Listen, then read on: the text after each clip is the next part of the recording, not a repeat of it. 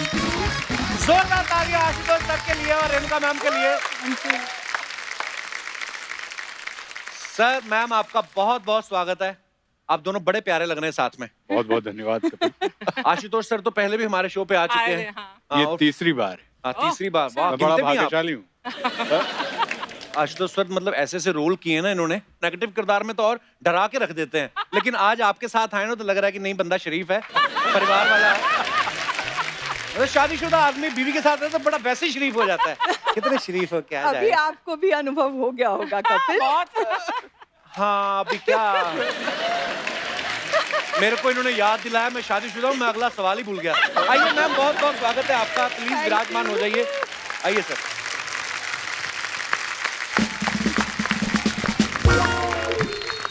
Ma'am आज आपको देख के ना बड़ी खुशी हो रही है, मतलब सर को देख के भी खुशी हो रही है, पर सर से मुलाकात होती रहती है, आपसे आज पहली बार मुलाकात हो रही है। जी मतलब मैं सोच रहा हूँ सुरभि जब आता था दूरदर्शन पे, 30 साल हो गए तकरीबन उस बात को। जी। और हम आपके हैं कौन में जब हमने आपको देखा 26 साल हो गए। और इतनी प्यारी स्माइल है ना आपकी, कसम से। आज भी अगर किसी को पता ना हो कि आपकी शादी हो चुकी, बंदा प्रपोज कर दे आपको। नहीं नहीं मैं इतनी प्यारी हैं आप, फिर आपको ऐसा बंदा कैसे पसंद आया जो साड़ी पहन के वो कर रहा था। मतलब सर एक तो मेरे पास बिठा दिया।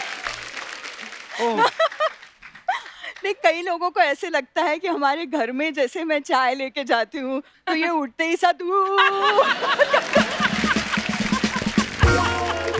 ये तो ना सर का जो है टैलेंट है। हाँ। नहीं तो आप अगर वैसे आशुतोष सर को देखो तो बड़ा धार्मिक सा फेस है, प्यारा फेस है, स्माइलिंग फेस है, लेकिन किरदार ऐसे ऐसे करते हैं ना आप, मतलब बंदा डर जाता है। अगर आपको पर्सनली ना मिला हो तो वैसे कोई कहे कि ये वही आदमी जो ऐसे, तो आदमी इनकी बिल्डिंग में घर ना ले।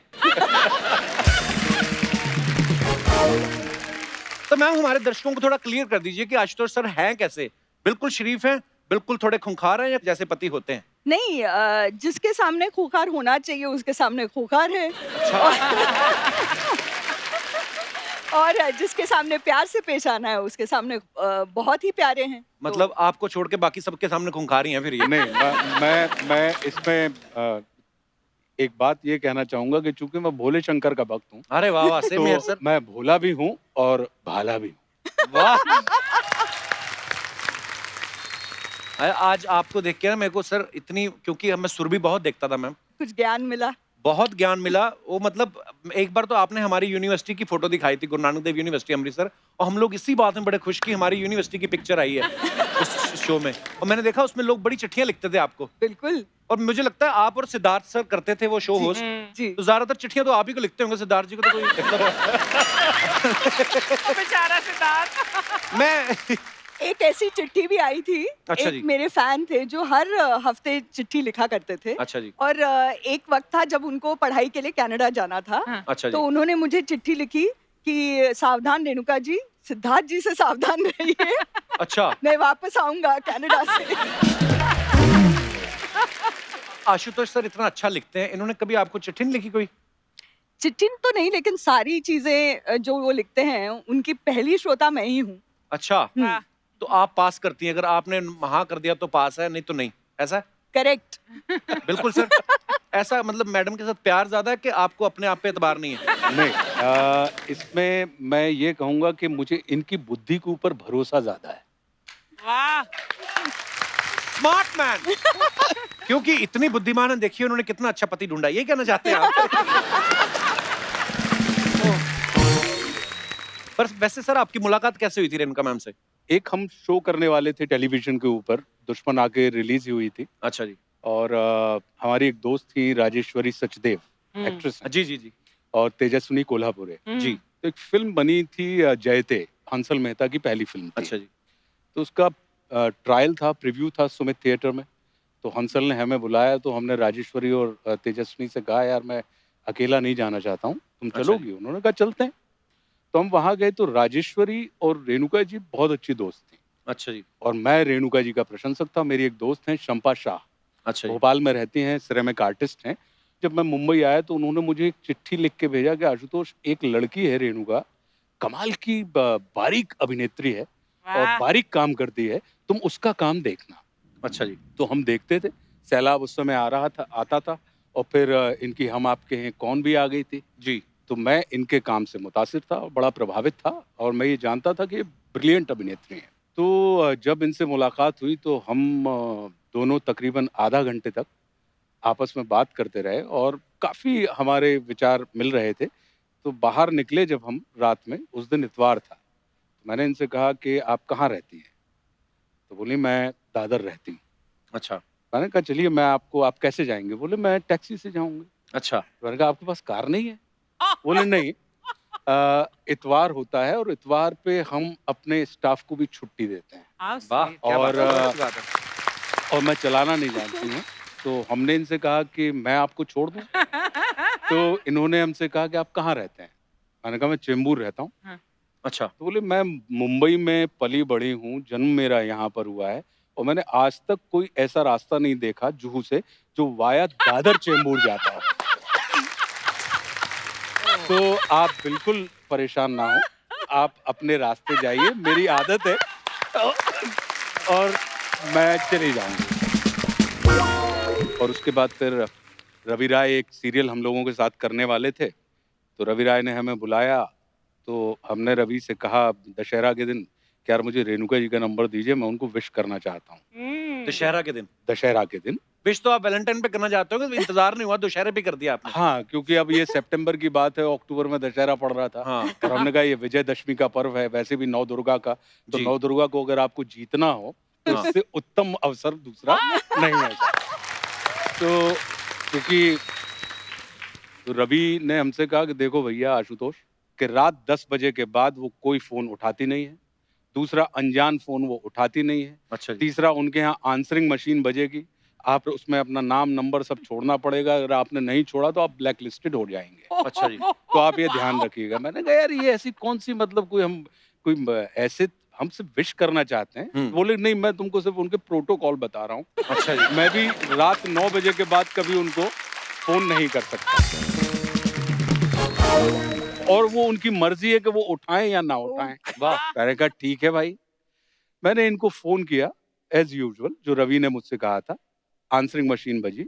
हमने उस पे अपना पता छोड़ा कि भाई मैं आशुतोष राणा बोल रहा हूँ और आपको दशहरा की बहुत सारी शुभकामनाएँ और अपना नंबर नहीं छोड़ा। हमने अच्छा। कहा हम क्यों छोड़ें? देखिए, नंबर छोड़ने फैन्स का मतलब ये होता है हुँ। कि आप ज़बरदस्ती किसी को कर रहे हैं कि आप मुझे कॉल बैक करें। हुँ। मैंने कहा अगर इनको करना होगा तो जैसे हमने पता किया है वैसे ये ढूँढ लेंगे। हाँ। तो अगले दिन जब मैं पहुँचा तो हमारी बहन ने बताया कि रेणुका शहाणे का फ़ोन आया था, तुमने विश किया होगा उनको। तो उन्होंने कहा है कि भाई राणा जी को बोल दीजिएगा कि बहुत-बहुत धन्यवाद और मेरी तरफ से भी शुभकामनाएँ। अच्छा। मैंने कहा बहुत अच्छा। मैंने अगले दिन वापस इनको फ़ोन किया कि आपने धन्यवाद दिया, इसका आपको बहुत धन्यवाद। तब भी आंसरिंग बजी। अगले दिन जब मैं वापस घर पहुँचा तो मुझे वापस बहन जी ने बताया कि रेणुका का फ़ोन आया था और उन्होंने कहा कि देखिए ये मेरा मोबाइल नंबर है, उनको आप मेरा ये नंबर दे दीजिए और वो मुझसे सीधे बात कर लें। हमने कहा अब ये बात सही हो गई। अब ये लगा कि यार रवि ने कहा है कि रात 10 के बाद फ़ोन मत करना और मैं व्यक्ति हूँ जो रात 10 के बाद ही जागता हूँ। हाँ। मैंने कहा अगर पहले दिन ही प्रोटोकॉल आपने फ़ॉलो किया, हाँ। तो जीवन भर आपको फॉलो फ़ॉलो करना पड़ेगा। तो हमने रात 10:30 बजे इनको फ़ोन किया कि thank you so much Renuka ji और इन्होंने फ़ोन उठाया। वाह! और उसके बाद तकरीबन 3 महीने हम फ़ोन अ फ्रेंड खेलते रहे। अच्छा जी। हम मिले नहीं। और जो उस वक़्त लाइफ़लाइन थी हमारी। जी, जो उस वक़्त लाइफ़लाइन थी हमारी, बिल्कुल सही बात है। और उसके बाद दिसंबर में मैं हैदराबाद में शूटिंग कर रहा था और रेणुका जी गोवा में शूटिंग कर रही थी। अच्छा जी। अब मन में ये तो लगे कि यार छोटे शहर के व्यक्ति हैं और इनकार लेने में बड़ी तकलीफ होती है, मन में तो प्यार है। तो मैंने कहा कैसे अच्छा रेणुका जी और हमारे बीच में ज़मीन आसमान का अंतर है। कैसे? ये बड़े शहर की हैं, जी। मैं बिल्कुल ठेठ देहाती व्यक्ति हूँ। ये इनको प्रोज़ पसंद है, हाँ। मुझे कविताएँ पसंद हुआ करती थीं। तो इनको मैंने एक कविता सुनाई अच्छा। रेणुका जी को और वो कविता प्रश्नवाचक कविता थी। मैंने कहा इस कविता में अगर ये जवाब मिल गया वाह! तो मतलब कविता की कविता है, बात की बात है। और जवाब अगर मिल गया तो ठीक है, और नहीं मिला तो इसमें कोई इनकार की बात नहीं है। मैंने उनको जो कविता सुनाई वो ये थी कि प्रिय लिखकर नीचे लिख दूं नाम तुम्हारा, वाह और कुछ जगह बीच में छोड़ नीचे लिख दूं सदा तुम्हारा। वाह लिखा बीच में क्या ये तुमको पढ़ना है, वाह वाह कागज पर मन की भाषा का अर्थ समझना है, वाह और जो भी अर्थ निकालोगी तुम वो मुझको स्वीकार। झुके नयन, मौन अधर या कोरा कागज, अर्थ सभी का प्यार।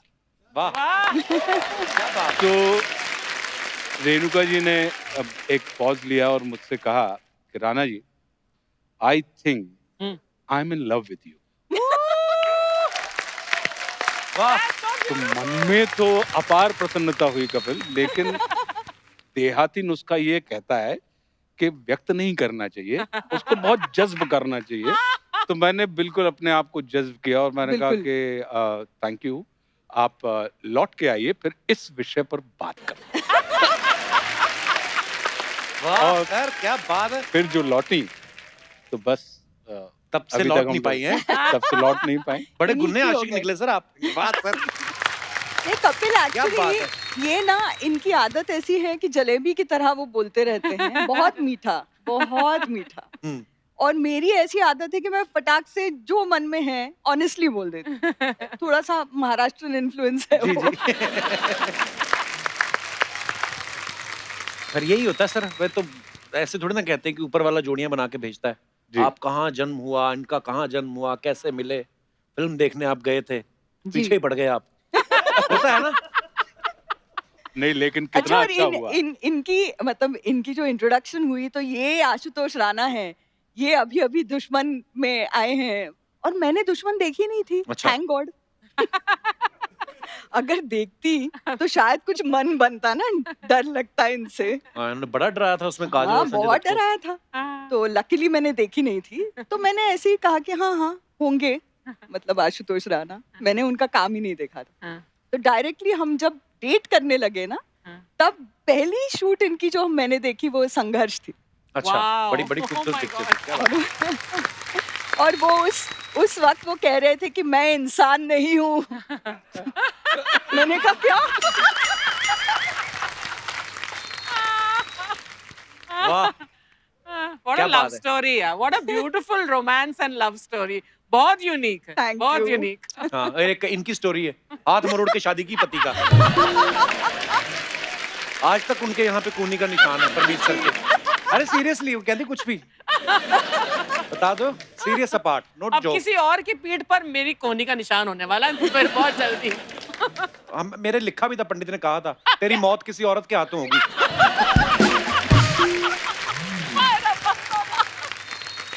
अच्छा सर, मैं ये पूछना चाहता हूँ कि जब आपका तो बात हो गई कि एक दूसरे से मोहब्बत है, सब स्वीकार कर लिया एक दूसरे ने, फिर जब आप इनके घर वालों से मिले तो वो इजीली मान गए थे या उन्होंने कहा था कि जब तक चाय बन रही 2-4 कविताएं पहले आप दिखाइए हमें तो हम पढ़ेंगे फिर डिसाइड करेंगे?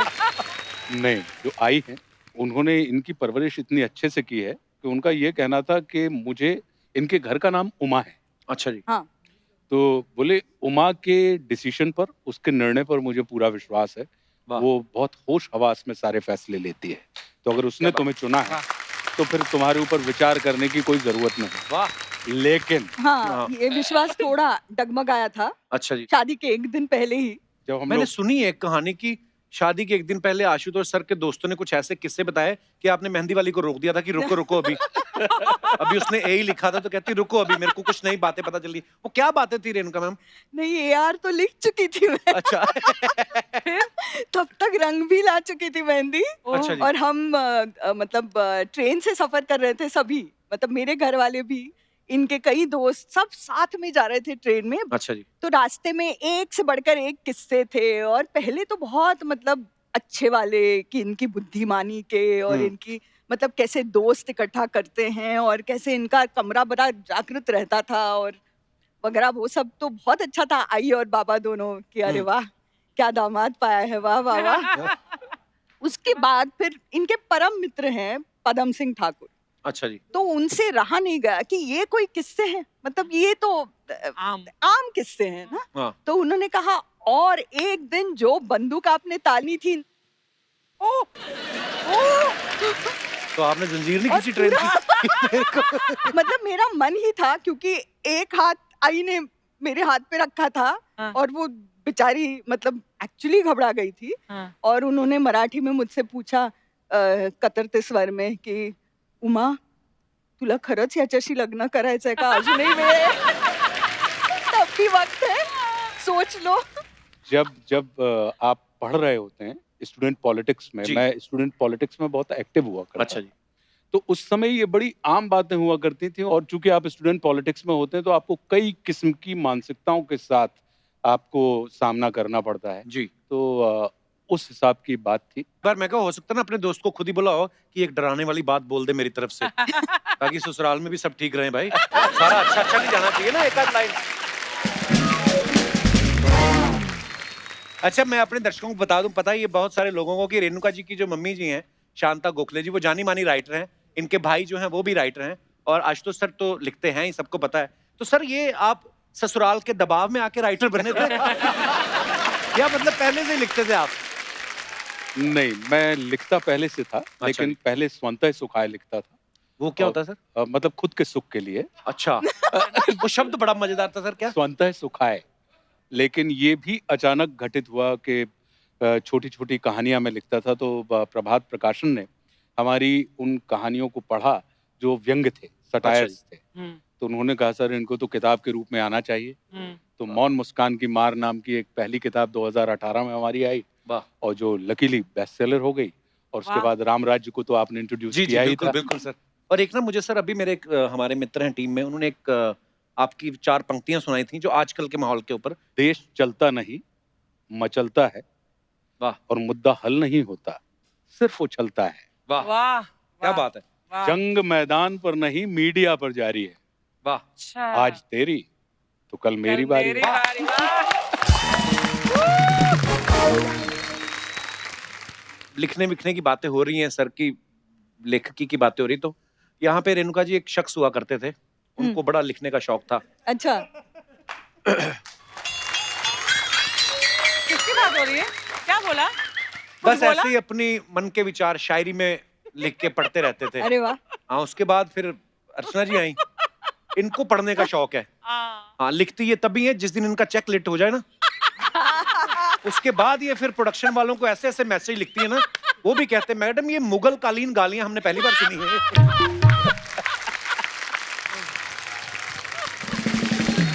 अच्छा आशुतोष सर, आजकल तो ना गवर्नमेंट ने फिक्स कर दिया लॉकडाउन के चलते ना कि शादी में 50 से ज्यादा लोग नहीं जा सकते, लेकिन हमने आपका एक किस्सा सुना कि जब आप रेणुका जी को ब्याह के अपने गांव गए तो हजारों की भीड़ इकट्ठा हो गई थी। तो गांव में पहली बार शादी हुई थी सर के इतनी खूबसूरत बहू पहली बार गई थी गांव में, क्या किस्सा था सर उसके पीछे? जैसे आपने अभी बताया कि रेणुका जी की जो चिट्ठियां आती थी, फैन मेल आती थी, तो लाखों की संख्या में आती थी। बिल्कुल। वाह। तो जब एक इतने मिकदार की और इतने बड़े किरदार की बहू अगर उस शहर की बहू बने, तो निश्चित रूप से उसका स्वागत तो वाह। लोग बिछकर करते हैं। क्या बात है। तो ये बड़े हर भाग्य की बात है। जगह ये बैनर्स लगाए गए थे, भैया और भाभी को बधाई हो बधाई, बाबा वाह। राम जी जोड़ी क्या बनाई. क्या बात है। So sweet. सर हमने एक और चीज सुनी आशुतोष सर आपके बारे में कि जब आप काम पे जाते हैं और फिर शाम को घर वापस आते हैं तो आप पूरे दिन में क्या क्या हुआ है सारा रेणुका मैम को बताते हैं। तो ये आपकी मोहब्बत है या कॉन्ट्रैक्ट था आपका? मेरा ये मानना है कि दुनिया का हर पति हाँ। ये मान के चलता है, जो हमने आपसे पहले भी कहा था कि नारी कल भी भारी थी, नारी आज भी भारी है, और पुरुष कल भी आभारी था, पुरुष आज भी आभारी है। पर कपिल, जी। मुझे सबसे अच्छा मंत्रा शादी का मेरे ससुर जी ने दिया. क्या? अच्छा। उन्होंने कहा कि शादी का एक ही मंत्र है, वो याद रखना, फर्स्ट ओबे देन आर्ग्यू. उनका भी खुद का एक्सपीरियंस रहा होगा ना। सबके अपने एक्सपीरियंस भी रहते हैं। वैसे बहुत कीमती एडवाइस है यार ये, हाँ I should follow this also. आपके जी। ऊपर नहीं बुलाई होती? क्यों? आप तो सीधा आर्ग्यू करो, कोई चक्कर नहीं। इतने सालों से चल रहा है, आज तक पंगा हुआ कोई? ये तो हरमीत सर के लिए एडवाइस है कि first obey and then continue it. Don't ever dare to argue with Archana ji. पर मैं वैसे ही मजाक करता रहता हूँ, अर्चना जी है बड़ी खूंखार प्यारी। अच्छा रेणुका मैम महाराष्ट्रियन है तो मराठी बहुत अच्छी बोलती है और हिंदी भी इतनी अच्छी बोलती हैं। हाँ। और सर की हिंदी सुने तो लगता है शुरू ही इन्होंने की हिंदी। मैम आपने कभी आशुतोष सर को मराठी सिखाने की कोशिश की या आपने रखा हुआ है संभाल के कि नहीं नहीं नहीं लड़ाई होगी तो मैं अपनी मराठी में अपना गुस्सा निकालूंगी? नहीं, मैंने सिखाने की कोशिश नहीं की। हालांकि मैं घर पे मराठी बोलती हूँ, अपने बच्चों के साथ मराठी में बात अच्छा करती बच्चे हूँ। आपने तैयार कर लिए तो- अपने फेवर में मराठी में तैयार कर लिए। तो इनको थोड़ी थोड़ी आती है, बहुत ज्यादा नहीं सिखा पाई हूँ मैं, क्योंकि मैं टीचर बड़ी अच्छी नहीं हूँ, ऐसा मुझे लगने लगा है अब। पर ये बहुत अच्छे स्टूडेंट हैं, ये सीख गए हैं कि जितना अपने काम का उतना समझ जाओ, जो नहीं है बोलो माला समझला नहीं।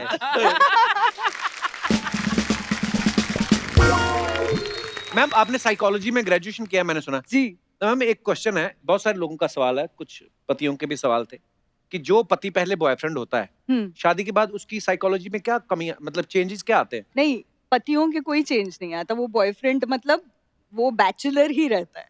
अच्छा जी।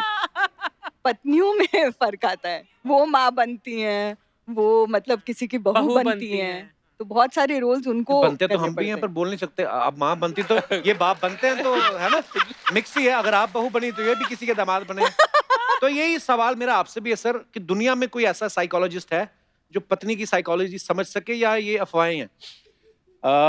मुझे लगता है कपिल के सुखी जीवन का रहस्य जो है जी। वो सिर्फ यही है कि एक समय में आपको ये लगना चाहिए कि आप पूरा समझते हैं और उसी समय आपको ये लगना चाहिए कि आप बिल्कुल नहीं समझते हैं। वाह, बहुत गहरा है। बहुत गहरी बात है। आप विश्वास कीजिए क्योंकि marriage is not a matter of change, it's a matter of exchange. और हम और आप क्या करते हैं कि हम तुरंत बदलने की दिशा में बढ़ जाते हैं कि वाकई। जैसे बॉयफ्रेंड हस्बैंड बना या बिल्कुल। जैसी गर्लफ्रेंड वाइफ बनी तो हम उसको बदलने की दिशा में Yes, लग जाते yes, हैं, हाँ। वाकई। जबकि वो बदलने का विषय नहीं होता, वो बढ़ने का विषय होता है, वो एक दूसरे के साथ परिवर्तन का विषय गुरुदेव होता है। गुरुदेव वाह सर, ये किसने सिखाई आपको बातें सर? मुझे जो विचार मिले हैं वो मुझे मेरी माँ से मिले हैं और जो साहस मिला है वो मेरे पिता वाह। से मिला है। क्या बात। और जीवन में अगर आपको एक अच्छी पत्नी मिल जाए तो वो जिंदगी के तूफान में वो बंदरगाह के जैसी होती है, और अगर कठिन स्त्री मिल जाए तो वो बंदरगाह पे तूफान के जैसी। मैं तो कहता अर्चना जी ये एपिसोड अगर किसी अंग्रेज को दिखा दो ना जिनको नहीं पता है कि ये एक्टर्स हैं, वो कहेगा भगवान पहन के आ गए जैकेट वैकेट। इतनी मतलब हृदय प्रफुल्लित हो गया मेरा। क्या बात वाह है। वाह वाह वाह वाह वाह। आज तो वाह, हिंदी वाह, पर हिंदी निकल रही है तो इसकी। जोरदार तालियां चाहिए। प्रफुल्लित हृदय। हृदय प्रफुल्लित, प्रफुल्लित। वाह, वाह वाह। वाह वाह। अब सॉरी मैम आप कुछ कह रही नहीं, इनका एक कमरा है जहाँ पर ये सोचते हैं, लिखते हैं, विचार उनका चलता रहता है, तो हमारे बच्चे उस कमरे को आश्रम कहते हैं। वाह सर, हमारी टीम को जब हमने बताया सबको कि आप और मैम साथ में आ रहे हैं तो सबके अपने अपने सवाल थे, तो बोलते थे कि आपसे उनके बिहाफ पे पूछे जाए। तो ये कुछ सवाल है। ओके। सबसे पहले तो ये करंट टाइम का सवाल है मैम कि लॉकडाउन में आपको ज्यादा तंग किन्होंने किया, बच्चों ने या साहब ने? नहीं, सबको तंग मैंने ही किया हैं? कैसे? क्योंकि डिसिप्लिन्ड हूँ ना। हाँ, अच्छा। ओके। दोनों में ज्यादा रोमांटिक कौन है? आहा। दोनों में से गुस्सा किसको जल्दी आता है? मैं बोलूंगी तो इनको गुस्सा आ जाएगा। वाह क्या जवाब दिया, वाह। वाह वाह वाह, क्या बात है। वाह। अच्छा, खाने में घर पे क्या बनेगा ये कौन डिसाइड करता है? नहीं, डिसाइड तो मैं ही करती हूँ, लेकिन पसंद का इनके बनता है। अच्छा। अच्छा हाँ, इनके और बच्चों के वाह। पसंद का बनता है। अच्छा, टीवी पे किसकी पसंद के चैनल चलते हैं? हमारे यहाँ वैसे टीवी चलता ही नहीं है, और अच्छा। अगर चलता है तो फिर वो बच्चों की पसंद का होता है, लेकिन कपिल शर्मा शो देखते हैं हम। हाँ, बहुत बहुत धन्यवाद। पर आज तो कपिल शर्मा शो है। आपका शो है ये बात मैम। ओके, ये बड़ी कैसे कैसे सवाल पूछ लेते हैं लोग। कहते हैं सोते समय खराटे कौन मारता है? दोनों। ये तो अब मैं आपको एक बता दूं किस्सा मतलब ये किसी भी लड़की को ये कहना कि तुम स्नोर करती हो हाँ। या तुम खर्राटे वो मारती एक्सेप्ट हो, करना तो मुश्किल होता है। एक्सेप्ट करना मुश्किल होता है। हाँ। लेकिन मुझे तो एक्सेप्ट करना ही पड़ा जो इन्होंने कहा, क्योंकि ये निशाचर हैं। हाँ, ये अच्छा। मतलब रात में ही जगते हैं। जागते जगते हैं जी जी। हाँ, और मैं तो 10 साढ़े 10 11 बजे तक आउट। मेरी तो बत्ती गुल हो जाती है, मैं तो सो जाती हूँ। तो इनको ज्यादा इसके बारे में मालूमात है कि मैं कराटे मारती हूँ कि नहीं। ये तो मारते ही हैं, ये तो सुबह सुबह पता ही चलता है। हाँ। मतलब एक बार तो बच्चा डर गया था, उनको लगा खूंखार शेर आ गया था।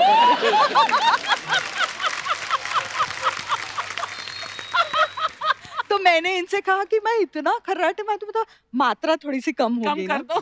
तो इन्होंने एक बार रिकॉर्ड किया और मुझे सुनाया, तो मुझे सच में आश्चर्य हुआ कि ये मैं हाँ, ये मैं।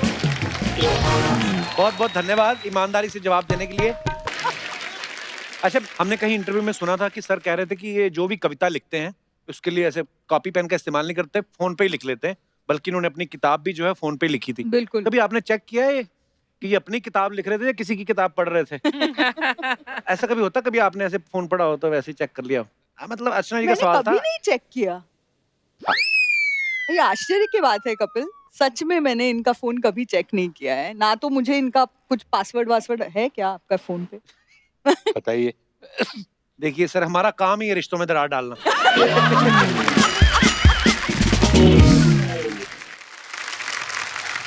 सर मैंने एक बड़ा मजेदार किस्सा सुना था कि आप जब दुश्मन फिल्म रिलीज हुई थी उसके बाद आप दिलीप साहब से मिलने गए थे, जी। तो क्या कहा था सर उन्होंने आपसे फिर? दिलीप साहब, और ये बहुत अच्छा हुआ कि उनसे मेरी मुलाकात हो गई। मैंने उनको चरण स्पर्श किया, हमारे लिए तो ये एक अद्भुत बात थी और जी। ये लगता था कि जैसे कि कॉमिक बुक में से कोई एक सुपर हीरो निकल के आता है। वाकई। उन्होंने पीठ पे हाथ रखा और बोले, बरखुरदार, मैं तुम्हारे काम से बहुत मुतासर हूँ। वाह अब ये सुन के तो मतलब मुझे लगा कि ये मुझे जानते भी हैं। वाह। ये अपने आप में एक बहुत बड़ी उपलब्धि बिल्कुल। थी। बोले कि मैं आपको कुछ सलाहियत देना चाहता हूँ। बोले कि एक तरफ आइए, और ले गए मुझे और मुझसे कहते हैं कि बरखुरदार, याद रखना कि चाहे तुम हो या मैं, हम सब खिलौने बेचने वाले लोग हैं। वाह। और हम सब की टोकरी में एक निश्चित संख्या के खिलौने हैं। तो अब ये तुम्हारे ऊपर निर्भर करता है कि तुम अपने खिलौनों को 5 साल में बेच दो या तुम अपने खिलौनों को 50 साल तक बहुत क्या बेचते बात रहो। है, वाह। खूब। बोले, मैं दिलीप कुमार हूं और मुझे फिल्मों में 50 साल हो गए और मैंने अभी तक मात्र 55 फिल्में की हैं। वाह क्या बात है। तो बोले, ये याद से और बहुत खबर से अपने खिलौनों को धीरे धीरे बेचना। वाह। तुम लंबे जाओगे, क्योंकि महत्व इस बात का है कि दुकान कितने समय तक खुली रहती वाह। है। बोले, the biggest power is not wanting power. वाह। जब तुम्हारे अंदर टेबल पर पैसा देखकर फिल्म इनकार करने का रुतबा आ जाए तो समझना कि तुम बहुत वाह पावरफुल वाह आदमी। क्या बात है।